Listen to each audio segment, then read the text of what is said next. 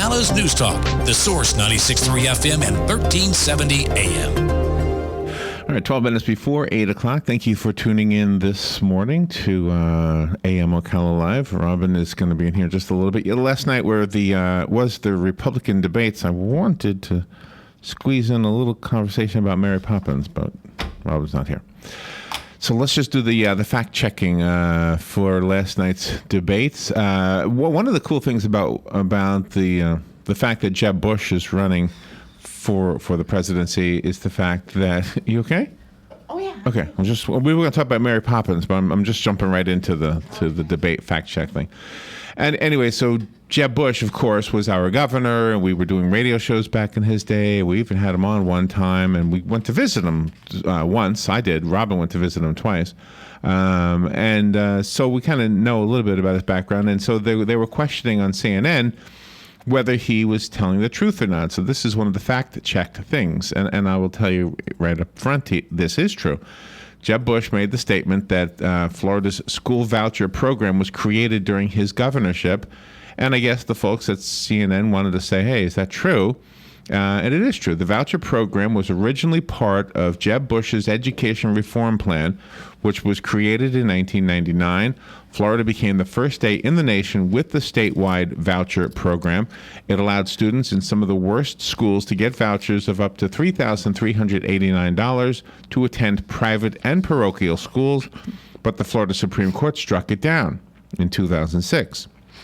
In 2001, Bush signed into law a tax credit scholarship program, which has grown into the largest single school choice program of any state.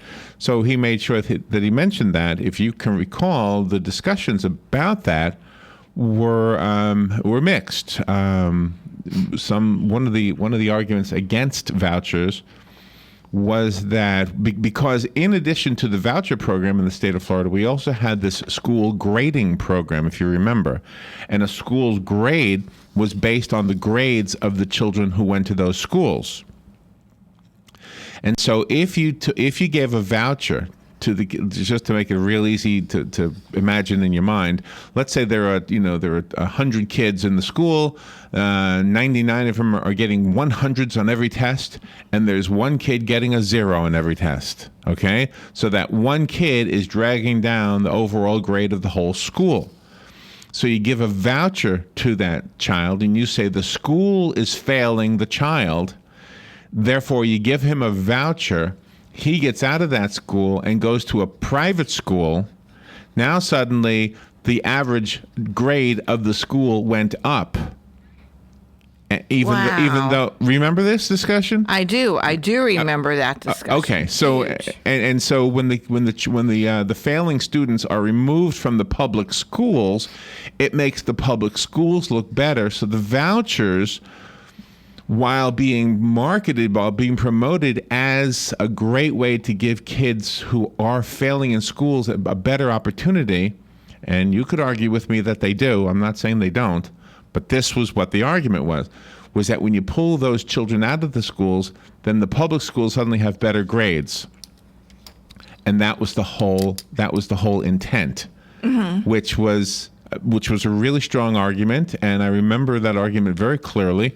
Whether anybody did any studies to see if that was true or not, I don't know. But anyway, it was true that the school voucher program came into effect. And so that's why a lot of people were against the vouchers. They were saying the schools are not necessarily failing the kids just because you have some kids who are failures. And you didn't worry about the private schools because they weren't the ones getting the public money. And the public money was divvied up to the schools who were doing the best.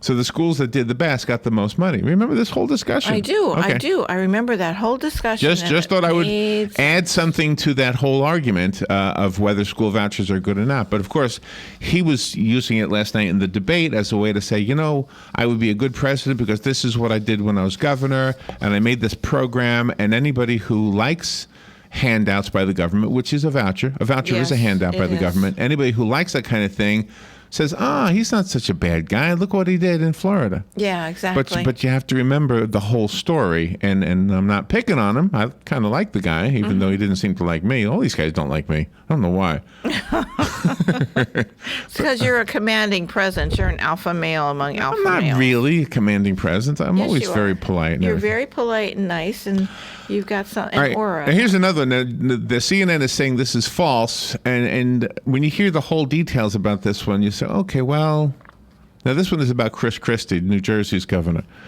He claimed last night that he was named U.S. attorney by President George W. Bush on September 10th, 2001, the day before the attacks. Okay? So here's the CNN says that's not true. CNN says that is not true. But here's the whole thing. While Christie may have been notified that he was the choice on September 10th for U.S. attorney, it was not until December 7th of that year that the White House issued a press release announcing the president intends to nominate Chris Christie to be United States attorney for the District of New Jersey. Okay? Christie was officially confirmed by the U.S. Senate on December 20th and sworn into office on January 17th of 2002, more than 4 months after 9/11. But let's look at this in its context. He makes the statement. CNN goes out on their website and says, no, he didn't make a true statement. But he got a call on September 10th. And it ended up that he was named U.S. attorney for the state of New Jersey. Oh. So he got the call on the 10th. So he was named, it just wasn't official yet. And P.S., don't you remember, CNN, that we kind of were distracted on September 11th? Yes. The next day? Exactly. So the fact that it took until December, the fact that they even got it done by December 7th is pretty amazing. You know, so I mean, you kind of have to look at the whole picture when you're trying to say, oh, this candidate said something that wasn't true. This candidate something, you know. Exactly. So and exactly. even with the one they said was true, which is the one from Jeb Bush, you have to really take it into, you have to weigh the whole thing. Ben Carson said last night that there have been numerous studies and they have not demonstrated that there is a correlation between vaccinations and autism. And you know, Robin, you and I have spoken to dozens of doctors who have written books who have said the same thing. It does not convince, however, a lot of the people, especially those who are parents of autistic children. Yes. When asked to comment about Donald Trump linking childhood vaccines to autism, Ben Carson, a pediatric neurosurgeon by training, said, quote, there have been numerous studies and they have not demonstrated that there is any correlation between vaccinations and autism. He said the claim was spread over the past 2 decades thanks to a now discredited study published in 1998 that linked the measles, mumps, and rubella vaccine to autism. I will tell you this from having done radio shows about this very subject, that we had in the studio a gentleman whose son is autistic, and he went to an event or all the parents were there, and there was a speaker, and the speaker said to everybody in attendance, hundreds of people, hundreds of parents, how many people in here believe their child is autistic because of the vaccines being given too close to one another? That was the specific question. 100% of those people raised their hands. This is what they believe because they didn't see anything that indicated their children was autistic, the child was autistic until after that. So when Donald Trump says there's evidence, I think Donald Trump is not lying.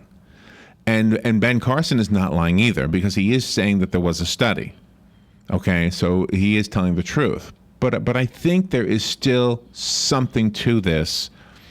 And for CNN to say, yeah, these people who think there's a connection are what's a good word, wacko. Yes. That is not fair. It's not fair to say that they are wacko. No.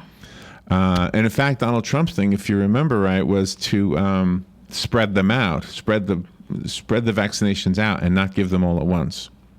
Just want to throw that in there. let's see. Donald Trump said that Wisconsin is losing $2.2 billion. In November of 2014, the Wisconsin Department of Administration said state agencies' budget requests would exceed expected revenues by $2.2 billion for the 2015 through 2017 budget cycle. However, Wisconsin is required by state law to balance its budget. Therefore, state lawmakers cut spending, including slashing funding for the University of Wisconsin by $250 million. The budget that Governor Scott Walker signed in July did not have a deficit. Donald Trump did say something wrong. So that, in that case, the CNN conclusion that Donald Trump made a false statement was accurate. But again, it was in the news. Yes. That they would be expected to exceed by $2.2 billion. So he just didn't follow up on it. So yeah. So again, it is an interesting thing to watch politics in action. Mm-hmm. And then finally the one, and I'll just have to paraphrase from memory. When Jeb Bush said that Donald Trump tried to buy him when Jeb was the governor. Mm-hmm. So that he could put casinos in the state of Florida. And Donald Trump said, I did not. If I had tried to do that, I would have done it. I would have been successful at it. But we all know, Robin, we did the news in those days. Yes. That certainly was an issue, and it certainly did come up. So I think Donald was either forgetting something or lying. We'll be right back. Attic Mall Studios. This is WOCA, Ocala, Gainesville, The Villages, 1370 AM, 96.3 FM, The Source. Fox News Radio, I'm Julian Liu. GOP presidential hopefuls in their second debate, facing off against each other and piling on Donald Trump, who himself went after Rand Paul as the two traded insults last night. First of all, Rand Paul shouldn't even be on this stage. He's number 11. He's got 1% in the polls, and how he got up here, there's far too many people. Anyway, I think really there's a sophomore quality that is entertaining about Mr. Trump, but I am worried. I'm very concerned about having him in charge of the nuclear weapons. I never attacked him on his look, and believe me, there's plenty of subject matter right there. During the debate last Carly night, Fiorina's debut on CNN's main stage, she said it's time to stop talking to certain leaders like Russia's Vladimir Putin and instead show strength. She also expressed concern about recreational drug use because she lost a child due to addiction. Fox Radio's Jessica Rosenthal at the Reagan Library, and 1 million people forced to evacuate, at least 8 dead after a massive quake off the Chilean coast. Fox News, we report, you decide. There's more to Fox News Radio than meets the ear. Go behind the headlines and